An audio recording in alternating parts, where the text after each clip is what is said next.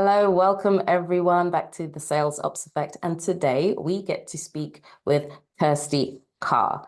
Kirsty is a straightforward business strategist. She's got 18 years of industry experience and she champions big business practices without the corporate hassle, focusing on data, action, and accountability. And today, we will be talking about accountability. It's a subject that I really enjoy. This is the Sales Ops Effect, where we drive predictable growth in small to medium-sized businesses. So, welcome, Kirsty. Thank you for having me. It's fabulous to be here. I am glad you are here. And the first question that I have for you is, when some people hear the word accountability, they might have flashbacks of a micromanaging boss, someone that was just on everybody's case all the time, and it kind of gives them the nervous reaction. And so that can lead people to being almost too lenient when they're now a manager. So they might be too lenient with themselves or with their team. So how would you describe accountability? Accountability is, firstly, I think it's not the best word for what it actually is, but I haven't come up with a better one. So we'll keep it as it is. Accountability to me is a really important tool or lever in your skill set. It's there to help you. It's there for you to pull on when you need it most. If we just rewind a little bit to what you said there, the reason that people feel like that when they've had a bad experience is because, generally speaking, the person who is holding them accountable hasn't got the skill set to do so. They are generally ticking off a tick list. It's a HR requirement. They've been given a promotion. They've got a bunch of people that they now need to manage. They've got to do these one-to-ones every month and go through this tick list of, are we moving these people on? Are they achieving what they said that they're going to achieve? And let's do a quick temperature check of the room to make sure that they're happy with how things are. Now, that manager usually hasn't had any training in order to go out and do that, because that tends to not happen. People get promoted. That's your new role. When you get promoted in a business, you very rarely get onboarded into that new role the same that you would when you come into a business. You're just expected to know. There's just an expectation that you can do all this stuff. So that leaves the person thinking, well, this is just a tick list exercise. And then when you move yourself out of that situation, and for example, ourselves, we've gone into an online space, and we're saying to people, like, we need to hold ourselves accountable, because actually the commitment, the investment, and the promise first and foremost should be to ourselves, for ourselves to move ourselves and our business forward. People go, oh, well, if I find somebody to do accountability with, they're just going to tell me off. It's just beating me up with a big stick. It's just telling me that I'm not delivering. Well, I would say if you find somebody who does accountability like that, then you need to exit that pretty quickly. You need to find a partner who is going to be strong enough to hold you when you need to be held, in terms of what is it that you actually need right now that's going to make a difference, but also that's going to call you out when they can see that you're just kidding yourself, procrastinating and making excuses. There's two sides of the fence. So that, not a very small nutshell, but that's how I see accountability, and that's why it gets a bit of a bad rep. And I couldn't agree more. And like you say, accountability, the word feels like it's been tarnished now. I don't even know what the right term would be, leading with empathy or something. Yeah. Because again, how many of us have actually experienced good leadership? So again, how would we know how to do it? We might be able to read the books, but I had an experience of a manager who managed me who had read all the books and was terrible at it. Yeah. In fact, I think she might have actually been a very good coach, but when it comes to being a manager, she had no empathy whatsoever. Yeah. She's a driver, but when it comes to actively being around people and thinking about them as a person, she's read all the books and knew exactly what the right words to say were. But you know, one key thing, anytime you ask that woman a question, you could see just, she'd go berserk in her face. Yeah. And have to hold it back. It's just like, if you're having a reaction like that, I don't think you understood what you read. Yeah. You're just parroting it. It's that manager leader thing though, isn't it? You know, a manager historically is, You know, we're here to manage either people or a process or a product, and we get it done. Our job is to hit the target. Our job is to hit the completion date. Our job is to make sure those moving parts, everybody's where they're supposed to be at the right time to make that happen. Whereas a leader's job is to encourage and to uplift and to elevate and to lead and to be the person that's like, right, I can see there's a drop in morale. What are we going to do? What do we need to do? I know that person well enough to know that at the moment they're a little bit off kilter. How do I dig into that in a non-personal way? I know what I need to do. I tap into my emotional intelligence and I think about, okay, how would I feel if I was in that person's situation? They're not delivering or they're not performing in the way that I know that they're capable. And more importantly, they know that they're capable of. How am I going to approach that conversation with them? What's my angle going to be? Like, is it just let's go and have a coffee, tell me what's going on with you? It can be as simple as that. And that in itself is accountability, because it's somebody else recognizing that you know, one of their team members or somebody within their circle is maybe just like a little off color, a little quiet, a little, so what's going on? What can we help you with? And often, as like I've said, they're just not equipped with either the emotional intelligence or the skill set to lead. Like, I've been a leader, you've been a leader. My whole ethos as a leader in industry when I was in corporate was my role within this corporation is to make sure that the people that I am leading go further and above and beyond where I've got to, because that's the whole point of being a leader, is to bring people collectively, should they want to. That's a whole other subject. You can't force people to be dragged up just because you want. You know, there is a place for everybody. But should that person want to be in that collective of, I want to go far and I want to be the next leader, my job, how I saw it was, that was what I was there for. I could go, okay, this person, this person, this person doing really well. They're achieving, they're delivering, they're very accountable. So therefore, they're very self-aware. They're very understanding of what the company needs and where they fit into that, and actually what they could do to be more pliable, or actually if it isn't suiting them, they're fully aware and capable of asking for that shift or something that would suit them. And if they went further than me, if they left the business and went and got a, you know, the next level up director's job, I'd be the first person championing them, because that is the essence of a true leader. And you can't be a leader without being able to hold yourself accountable and other people. So to be an accountability buddy or partner of any description, you've first got to have walked that walk yourself. Again, I can say it better myself. Do you think it's possible to be a good manager and a good leader at the same time? Yes, I do, because I think you have to be able to flex the skill sets. So you may have a priority that is a hands-on, it's an all hands situation. It's critical, it's business critical, it's time critical, this issue's going on. You have then got to go into hard hat. This is a tick list. This is where I need you to be. This is what I need you to do. Because actually, all we're doing here is putting out a fire because there's an immediate need. But also you're leading, because on the other side of that, you'll have an upstream. You've got to tell somebody what's going on, what you've done, what needs to be done, where you are, what's the project meeting. These two people don't necessarily, or these two groups of people don't necessarily sort of connect with each other, but you're acting as the conduit. So for them, you're the manager because you're making it happen. And here you're the leader because they've got the confidence that you're doing that. And again, can't be in that position if you can't be accountable. You've got to be accountable to these people here who are looking to you for the instruction of what they need to do next. And you're accountable to the next level here because they are looking for you to reassure them that they can go out to the shareholders or the stakeholders or the company directors and owners that you've got everything in the bag, you've got control of things, you've got a plan, you're working through it. So yes, I do think you can. And I can go in so many different directions from this point, but I'll try to follow the note that I had written down as you were talking before. It sounds to me that if we thought about accountability from its core, in the sense of you need to have a desire to want to personally improve and develop.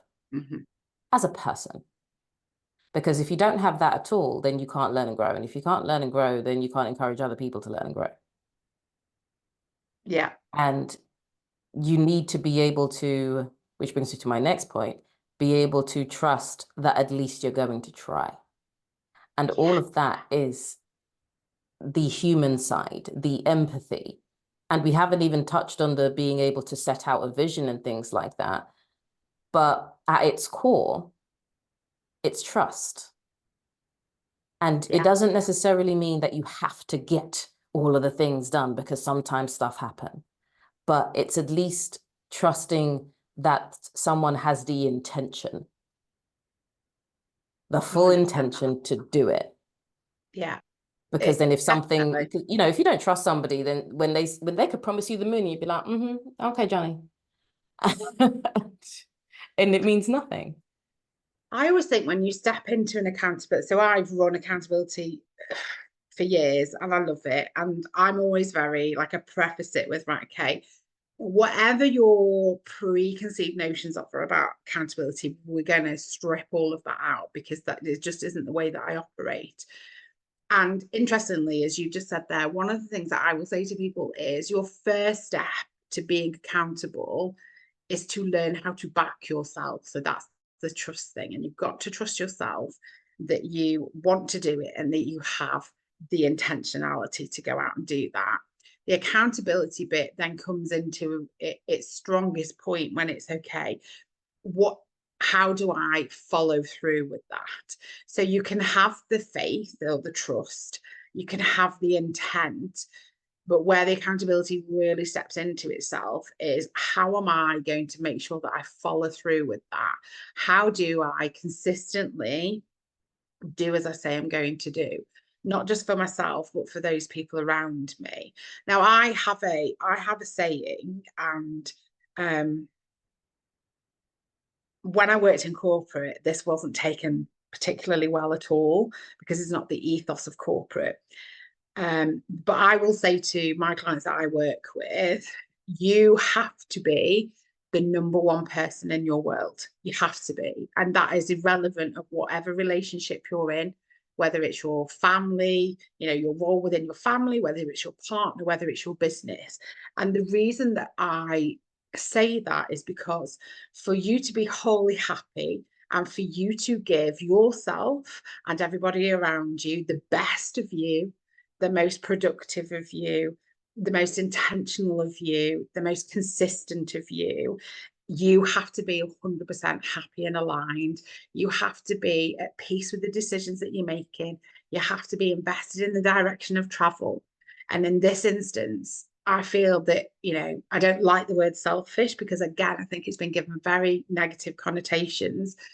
But there's loads of sayings, isn't there? You know, you can't pour from an empty cup. I would recommend anybody, when it comes to business especially, you have to put yourself first and foremost, and everything that you do has to start with you. But the key is that it's not an egocentric from you. It is a, how can I be the best that I can possibly be, not only for myself, for my family, for my friends, for my clients, because it's all one. When you work for yourself, it's all one big ecosystem and they all have an impact on each other. How's that going to be? The only way I can do that is that I start with me. I invest in me. I hold myself accountable. I work on my emotional intelligence. I'm willing to develop myself in the areas where I've got gaps. I'm willing to open myself up to speak to other people. And that's a really big thing when you come from corporate. You spend your life not really sharing what's on your mind for fear of being judged or for fear of being reprised or whatever that might be, or being looked over for a promotion. And so there's an element of coming out of that, but surrounding yourself with the right people, but first and foremost yourself, and getting really comfortable in the uncomfortable of you, and knowing what you do like, what you don't like, what you can lean into, what you can't lean into. That in itself is a full accountability journey, because it's almost like you're getting to know yourself all over again. That self-realization piece, I wish we had so much longer to talk. We talk. Because, but which one am I going to pick? Okay. Selfish. I don't like that either. but I've been trying to think of it as self-full. Yes. Oh, I love that. That's a great Right. reframe. Because it's like if you've only got 5% battery on your phone and you need that because you're traveling home, you're not going to let somebody borrow it to have a phone call. You know, it's just like we don't have an easy to read gauge to know how much of us we're giving out and when we need to recharge. And that's in different areas of our lives. And, you know, if anybody's ever burnt out before and you actually look into it, burnout doesn't get cured by simply just sitting down and doing nothing. Often, in fact, I think the studies from the most recent burnout book by Emily and her twin sister, I can't remember what she's called, said you basically have to do something else. You have to complete an activity because that completion reminds your brain that you can actually do something successfully. Because by the time you do burn out, everything starts to fall down and crumble. You're leaving stuff on the stove and not remembering that it's on. You're forgetting to go and pick up this thing or that thing. And it's just a domino effect of things that you just get wrong. So you end up just giving yourself proof that you're getting things wrong all the time. And so that's why you end up having to complete an activity to remind yourself to bring yourself back, to fill yourself up, because that charging needs to happen in the different places of your life, your creative aspects, your love aspects, your logical thinking strategy aspects, you know, being out in the world or not, depending on what the case may be. If some people like to travel and some people don't, you know, you do need to flex your muscles because that strength that you get from going really hard in one area of your life, if you balance yourself out right, that strength can carry over because the lessons can be learned and it can carry over to the other areas of your life. However, if you build up the strength there and you just never feed the other sides, then it's just like, oh yeah, you were really great at that and everything else fell down at home. Yeah. That is a really good way of explaining it. And you don't like, because business is important, families are important, your friends are important, your partners are important. And at some point, all of us, we have to, because we just have to put one of them over the others. But if we've, lent into how we are and we can create that balance, we know that just because we need to be here for a little period of time, like we need to really concentrate here for a week or a couple of weeks, all those other facets, because you've done that balance and because you can check in and because you are able to be self-aware, because you're able to have that conversation, because you're no longer afraid to say to somebody, actually, I can do that, but my priorities are this for a couple of weeks. I'm going to have to put you on the back burner. I'll pick up with you on such and such a date. That not only is managing an expectation on the other side of the coin, is giving yourself the grace to do what you need to do. And it's giving you the permission, so to speak, to go, I can focus and go all in on this, because what I've done by just opening up that conversation and being able to be proactive and say this, and this is what I need at this particular moment of time. You've done all of that. So any of that like weighted down feeling of, oh, what's going to be said? Oh, I need to push this back. You do it all here when it becomes okay, I know this is coming in. This is going to affect this, and this. I need to just have a little chat with these people here. Again, it's accountability. You haven't gone into your shell and gone, oh, I don't know how to deal with that.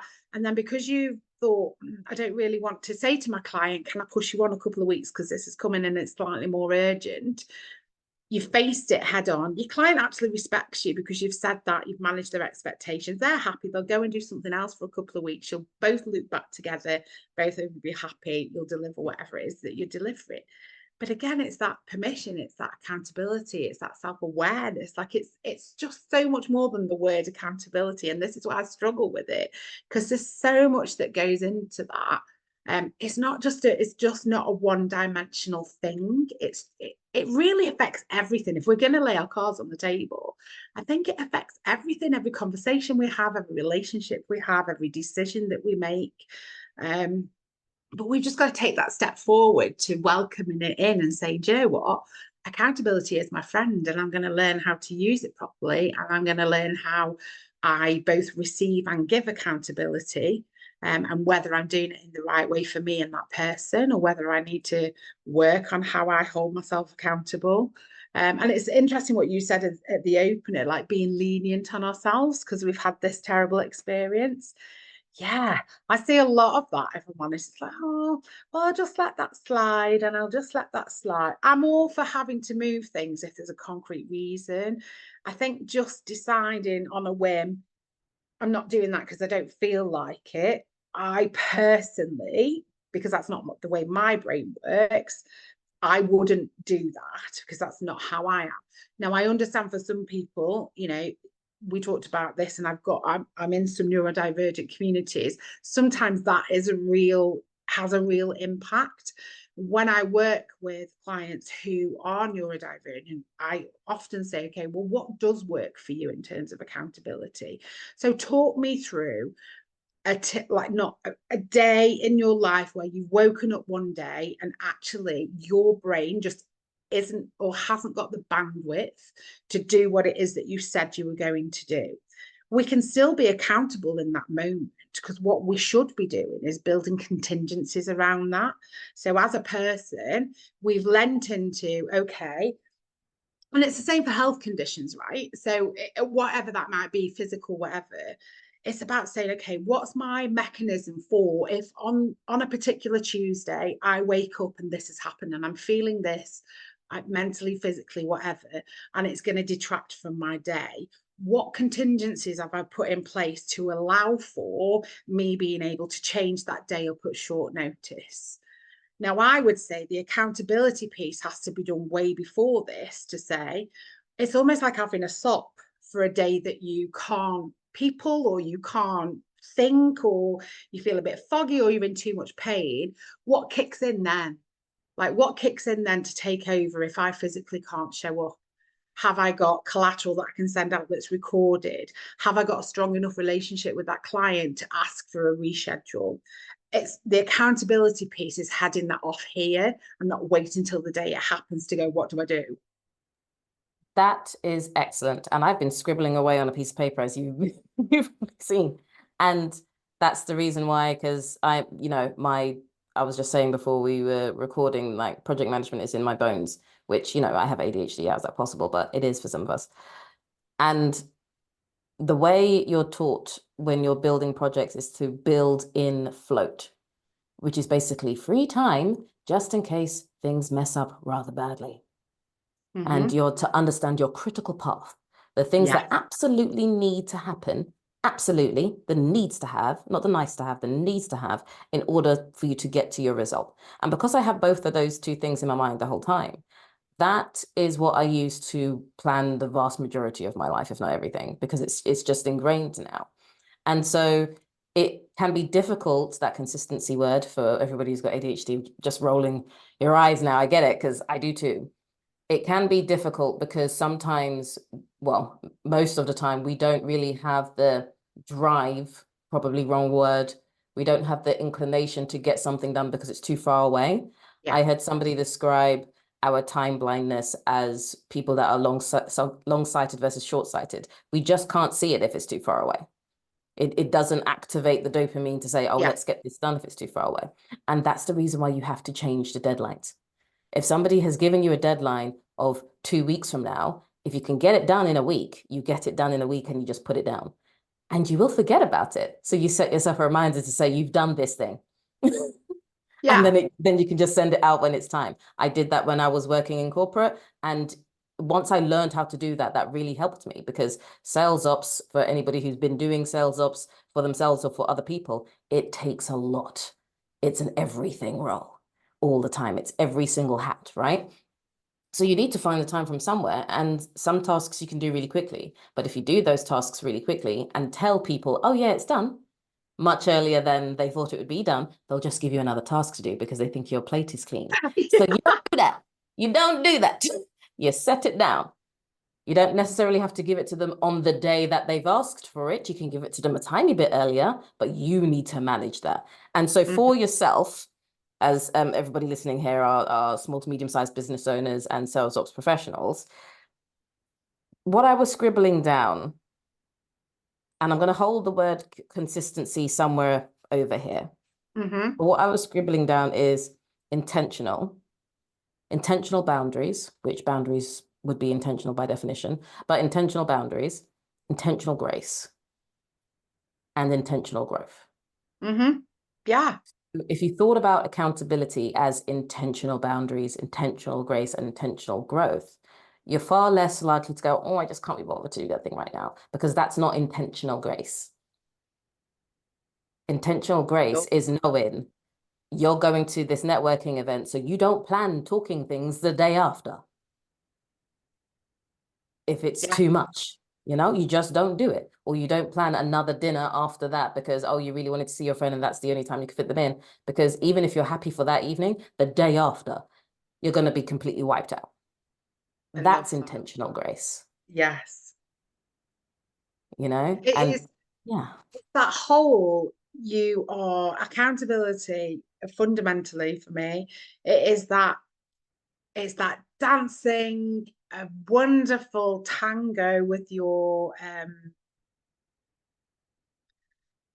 what's the word that I want to use? With your skills, like it's really enhancing the skills that you've got, and it's taking them and it's owning them and it's fashioning them and it's saying, this is me, this is what I'm really good at, this is what I'm exceptional at, these are all the things that I can control, these are all the things that I do really simply and easily. And actually saying, so because of that, these are the things that I should have no problem being accountable for, and having that intentional grace and growth should be a no-brainer. On the flip side of that, accountability is also saying, in these areas, I'm not so comfortable. I'm not so happy. I'm not so developed as a human. I've got some growing to do. I've got some learning to do.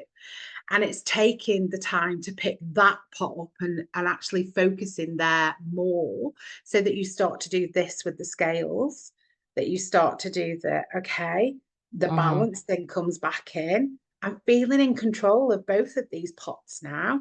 Yes, I'm more comfortable here because that's like an intrinsic personality, skill set, mindset, growth, childhood, whatever you want to call it, conditioning. I'm okay here.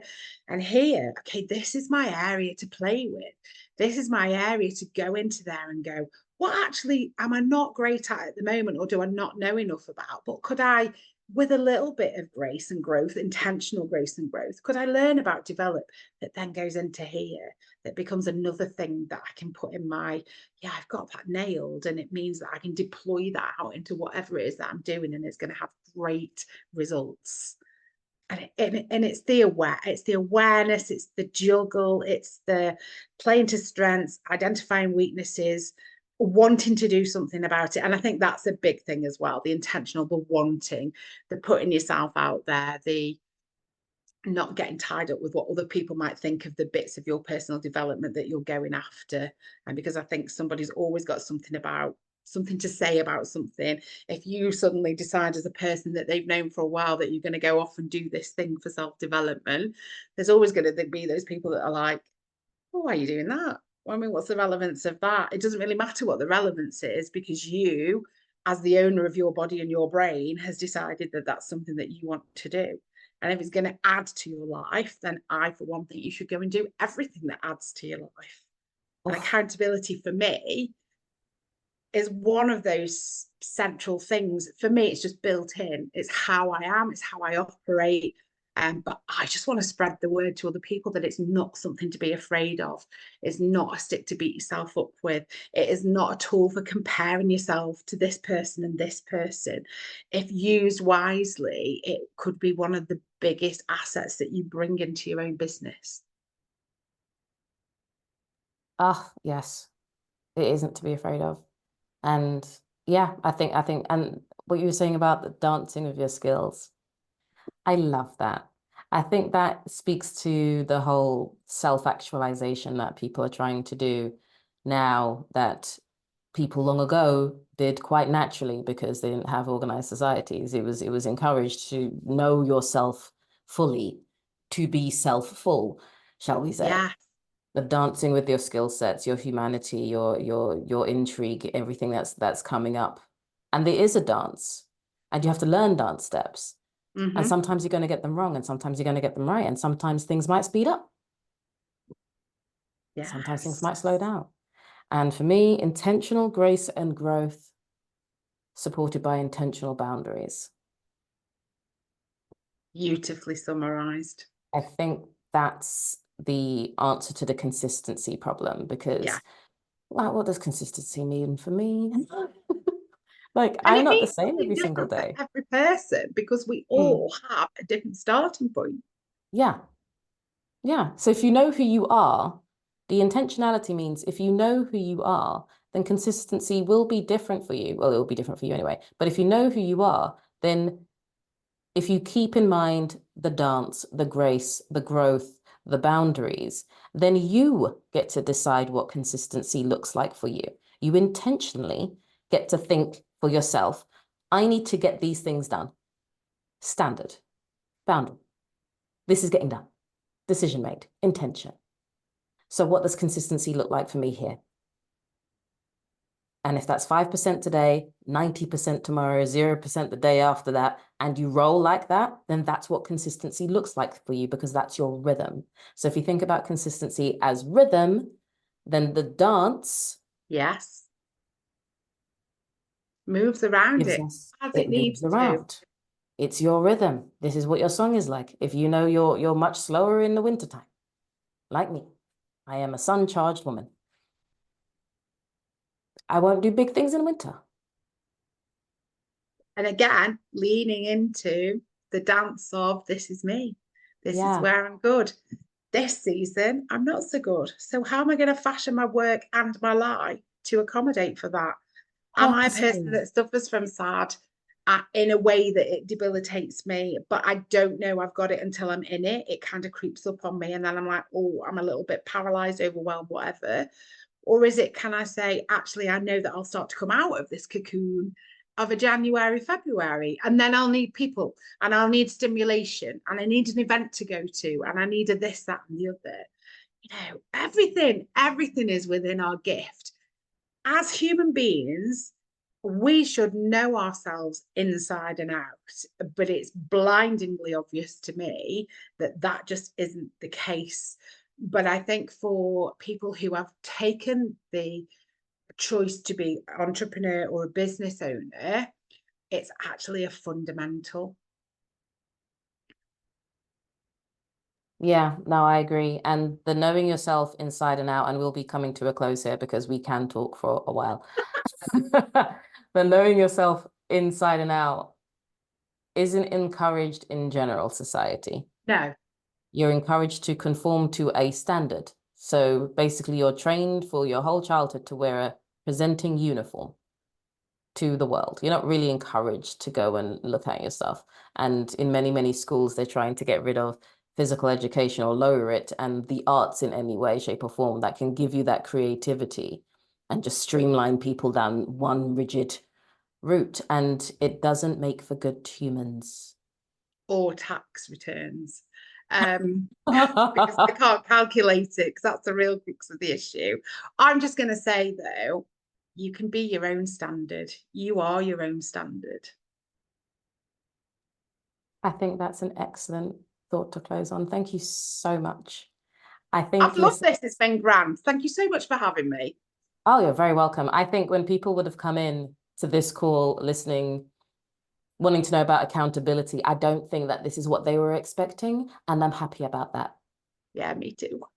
I am happy about that. So thank you, everybody, for listening and watching. You will find where to contact Kirsty in the show notes. And I look forward to talking with you again next week. Thanks. Thanks for tuning in. If you like this episode, please look at the list of other episodes. I'm sure there's another one that can help you. See you next time.